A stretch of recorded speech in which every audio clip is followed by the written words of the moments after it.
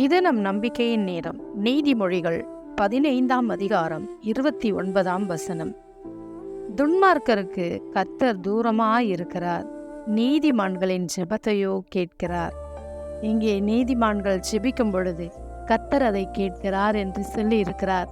யானி ஒரு நீதிமானானவன் தன் இருதயத்தில் உள்ளதை எல்லாம் தேவனிடத்தில் சொல்லி அவன் ஜெபிக்கிறான்.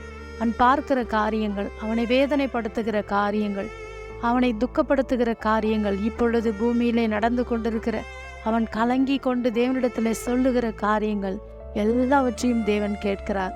ஒரு நீதிமான் பேசும் பொழுது மனிதன் அவனை அசட்டை பண்ணுவான். அவன் பேசுகிற காரியங்களை அவன் கேட்க அவன் அசட்டை பண்ணுவான்.